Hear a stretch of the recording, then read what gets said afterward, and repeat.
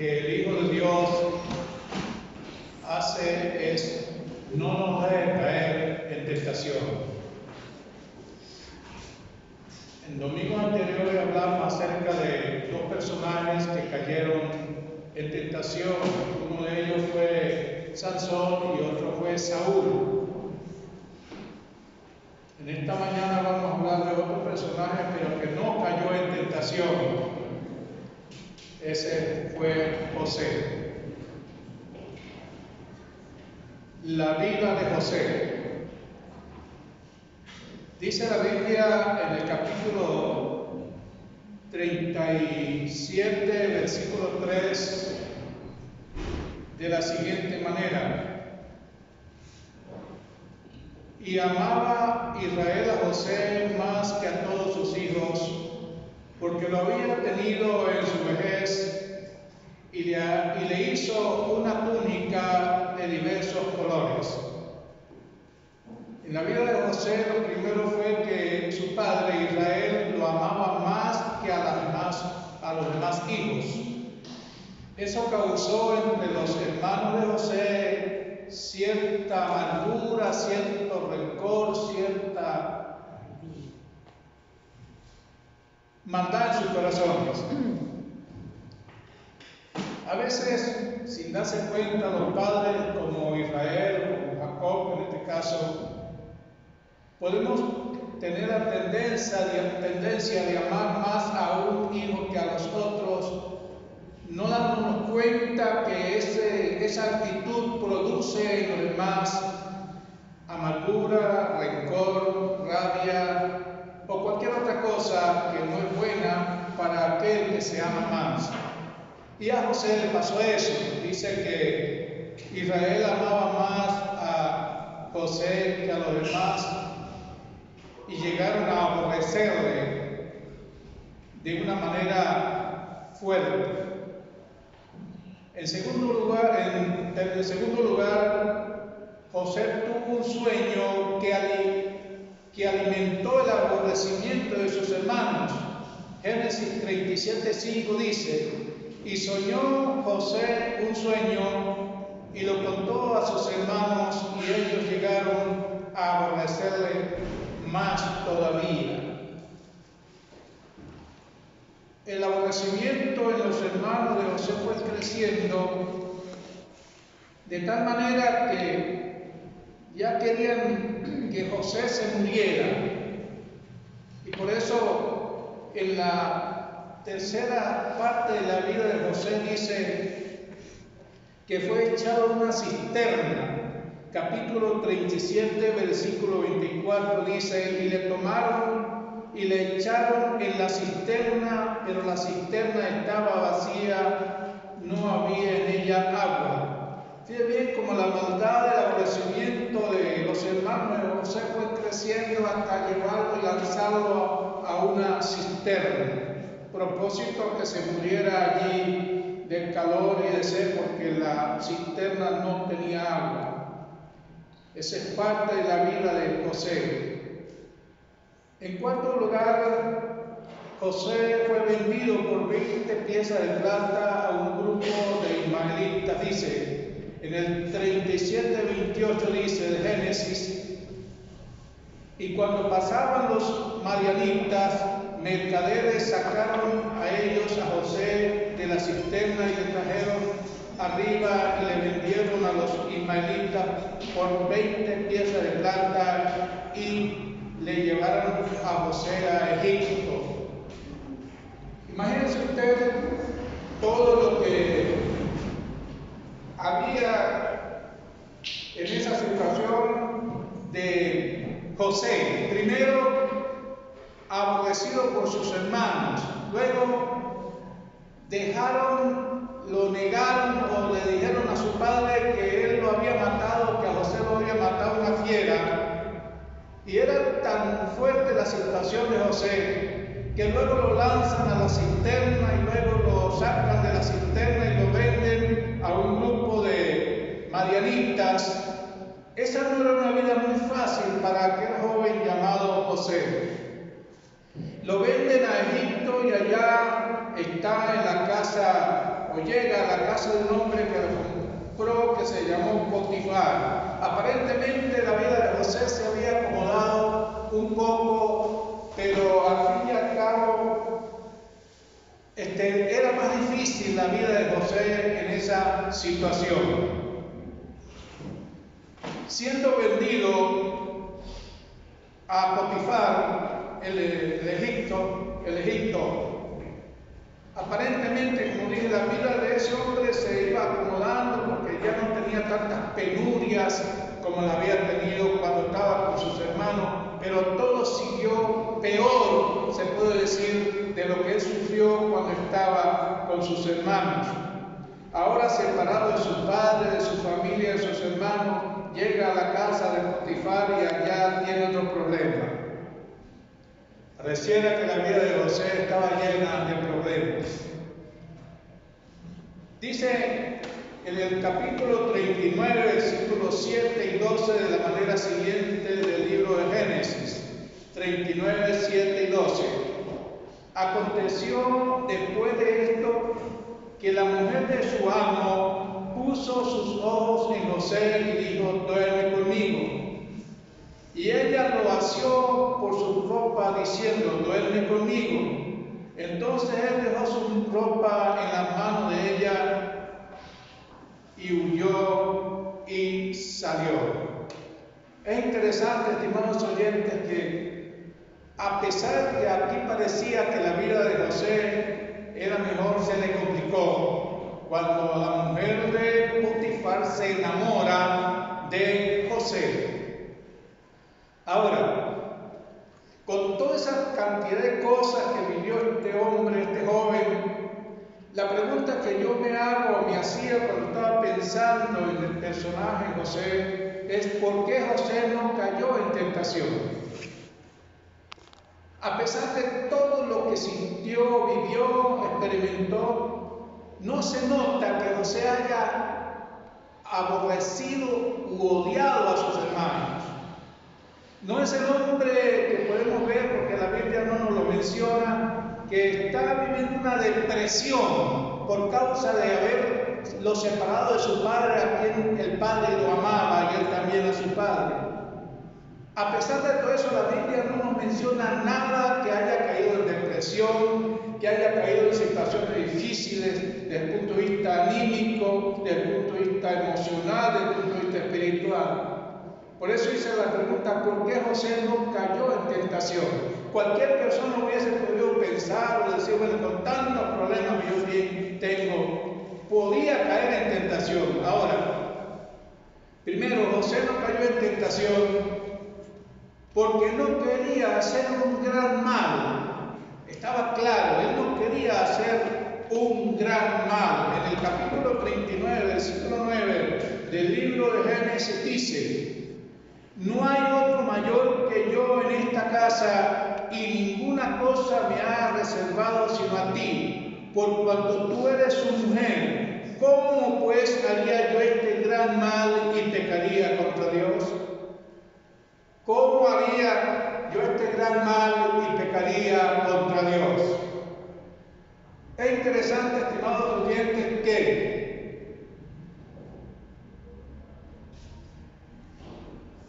cuando José hace esa pregunta, ¿cómo haría yo este gran mal y pecaría contra Dios? En primer lugar, ¿por qué José no cayó en tentación? Porque él no quería hacer un gran mal, en primer lugar.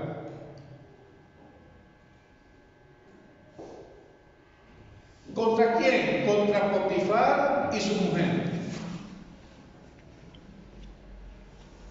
Cuando José dice que él no quería hacer ningún mal contra Potifar ni contra su mujer, contra la mujer de Potifar, me llama la atención, estimados oyentes, que él no quería, y debemos estar bien claros, él no quería quebrantar un mandamiento, que es el segundo y grande mandamiento: amarás a tu prójimo como a ti mismo. Él no quería eso. Él conocía muy bien que no debía quebrantar el mandamiento de amar a ese prójimo, y Potifar y la mujer de Potifar eran su prójimo. Y por eso él dice, ¿cómo puedo yo hacer un gran mal? Primero, al quebrantar el segundo mandamiento, que es importantísimo, de ir a dejar de amar, en este caso, a Potifar y también a su mujer. Yo llego a pensar, estimados oyentes, que cuando una persona está clara en lo que Dios le está diciendo, piensa bien lo que va a hacer. Y José está pensando bien. ¿Cuántas veces nosotros, estimados amigos, estimados hermanos, no nos importa lo que diga Dios? Sí, conocemos los mandamientos, y entre eso amarás al Señor tu Dios con todo tu corazón, con toda tu alma, con toda tu mente, y el segundo es amarás a tu prójimo como a ti mismo. Pero cuando nosotros queremos caer en tentación, no nos importa lo que diga Dios, y no nos importa lo que nosotros podamos hacer, porque en verdad no creemos en lo que Dios nos dice. Por eso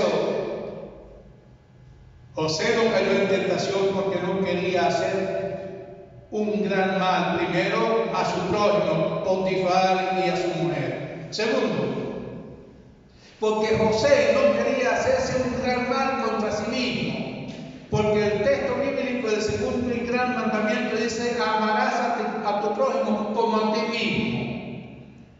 Si José hubiese cedido a la petición de la mujer de Potifar, él estaba demostrando que no se amaba a sí mismo. Y cualquier persona, cualquier hijo de Dios que quebrante el primer mandamiento y el segundo gran mandamiento, no se ama a sí mismo, aunque piensa que está disfrutando de no amarse a sí mismo. Quebrantando, amarás a tu prójimo como a ti mismo. Ahora, cuando una persona, en el caso de José, toma esa decisión, estimados oyentes, de amarse a sí mismo, y si no toma decisión de amarse a sí mismo y deja de amarse a sí mismo, entonces peca contra su cuerpo. En 1 Corintios 6:18 dice, la última parte más dice, más el que fornica contra su propio cuerpo peca. Y esta es una situación que se está viviendo en el mundo entero, en la iglesia evangélica y no evangélica, se está viviendo este problema. Como la persona, el Hijo de Dios, el que dice que es Hijo de Dios, no se ama a sí mismo, no le importa pecar contra su propio cuerpo. El texto dice en el 6:18, más el que fornica contra su propio cuerpo peca. Y José sabía eso, aunque no estaba escrito para él como es para nosotros en el Nuevo Testamento. Él creía esa verdad. No quería pecar contra su propio cuerpo.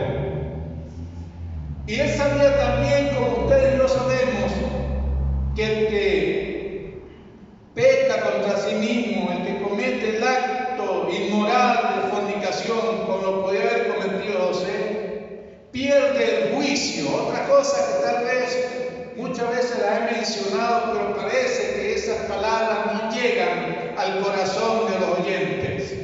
En Oseas capítulo 4, versículo 11 dice, fornicación, vino y mosto quitan el juicio. Estimados oyentes, es curioso o interesante que dice Oseas que hay tres cosas que quitan el juicio, eliminan el juicio, hace que la persona pierda el juicio: la fornicación, el vino y el mosto.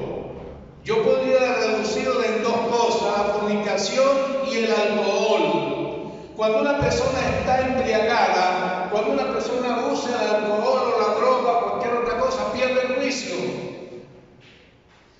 Y es interesante, estimados oyentes, cuando la persona, en este caso el Hijo de Dios, cae en el pecado, ese pecado que hace que se pierda el juicio, que se llama inmoralidad sexual o fornicación o adulterio, como quiera llamarlo, la persona pierde el juicio. Primero, porque lo hace una vez, lo hace por segunda vez y por tercera vez, perdió el juicio. No piensa en el tremendo error y el tremendo problema que causa a la gente que está a su alrededor. No, pierde el juicio y cree la gente que es muy inteligente cuando comete el pecado inmoral de inmoralidad sexual. Pierde el juicio. Es interesante que cuando una persona quebranta el primero y último mandamiento, que es grande, son los dos grandes mandamientos, cae en cárcel o en la cárcel. Salmo 142 dice, la última parte, saca mi alma de la cárcel. Cuando una persona cae en inmoralidad sexual, primero,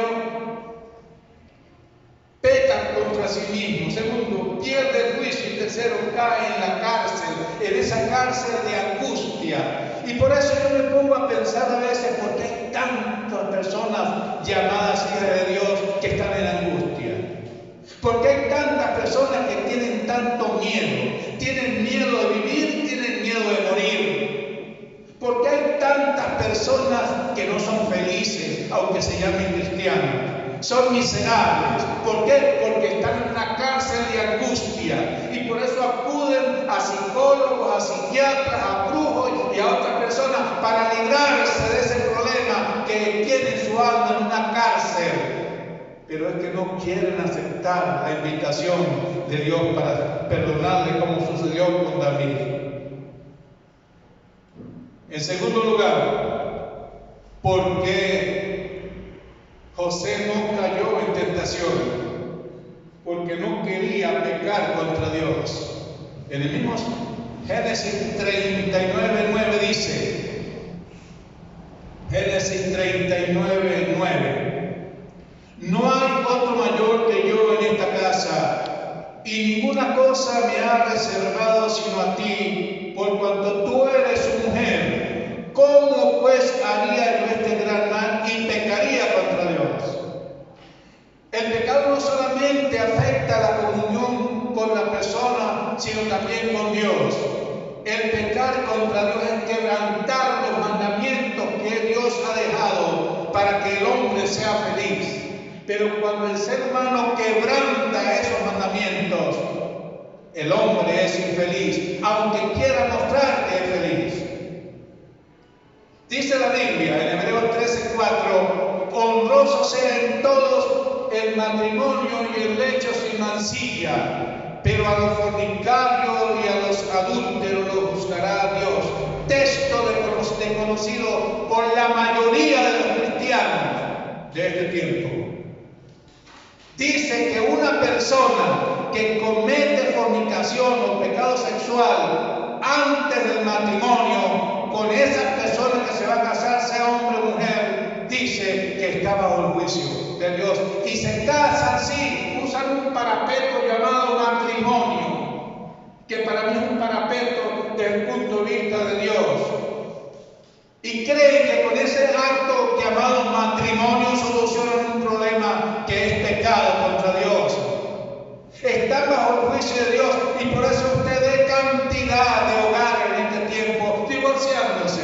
¿Por qué? Porque están bajo el juicio de haber quebrantado uno de los mandamientos universales que es Hebreos 13:4. Esa es la realidad. Y es triste que llegan al evangelio o a la religión evangélica ese grupo de personas y siguen siendo infelices. Sí, se casaron por lo civil o por lo eclesiástico, pero siguen siendo muy infelices. Y después dicen que es un problema de caracteres que tienen que separarse porque no se entienden. No es problema de caracteres, es problema de pecado, que fueron a un acto llamado matrimonio, ya manchado, como dice Hebreos, sin haberle pedido ¿Qué le cuesta al ser humano pedirle perdón a Dios?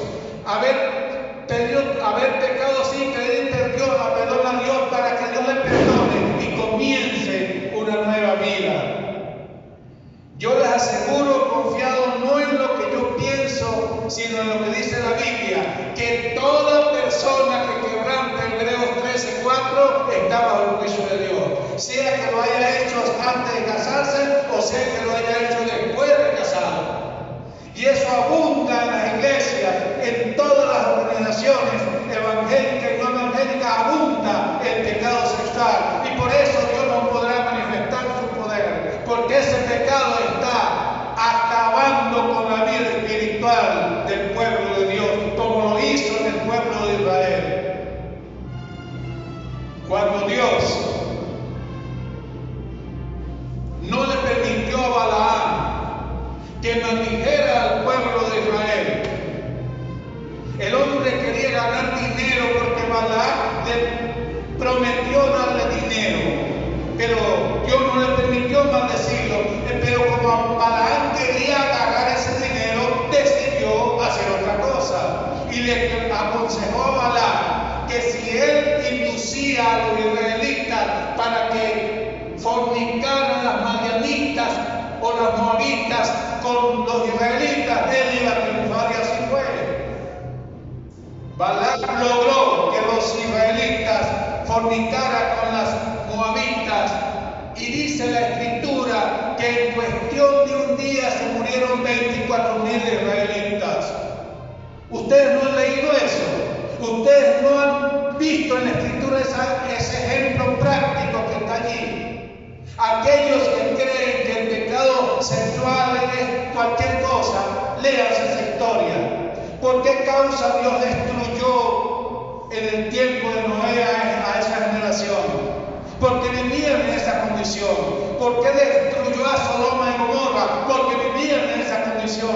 ¿Por qué destruirá con fuego a esta generación? Porque están viviendo en esa condición. Esa es la realidad. Pero nadie quiere oír. Los predicadores no quieren predicar esta verdad. Parece que los mismos predicadores están metidos en ese problema. Antes de casarse, fornicaron, taparon el pecado con una acción que se llama matrimonio, y ahora no pueden decirle a las iglesias la realidad de su pecado porque ellos están en la misma condición. Pero aquellos hombres que se comportan como José, que saben que no pueden dejar de amar a su prójimo, que no pueden dejar de amarse a sí mismo, que no pueden dejar de amar a Dios. Esos hombres y esas mujeres como José, Dios los va a bendecir y los seguirá bendiciendo.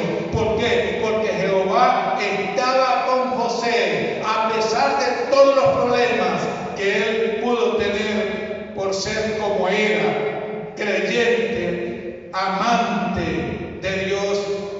Él disfrutaba de la presencia de Dios. Jehová estaba con José, dice. Mas Jehová estaba con José y fue varón próspero y estaba en la casa de su amo el egipcio. Pero Jehová estaba con José y le extendió su misericordia y le dio gracia en los ojos del jefe de la cárcel. No necesitaba atender el jefe de la cárcel cosa alguna de lo que estaban al cuidado de José, porque Jehová estaba con José y lo que él hacía, Jehová lo prosperaba. Estoy citando a Génesis 39, 2, 21 y 23. Y la pregunta que quisiera hacerle a usted esta mañana: ¿está Dios con usted o usted está solo? No, yo no estoy preguntando si usted es evangélico, católico, maometano, budista, testigo. No, a mí no me interesa nada de eso, ni a Dios tampoco. Dios no le interesa el tipo de religión que usted y yo estemos practicando. Eso no le importa nada a Dios. La pregunta es: ¿está Dios con usted o usted está solo? Ahora, cuando Dios no está conmigo, en mi alma hay iniquidades, hay dolencia, mi alma está en un hoyo.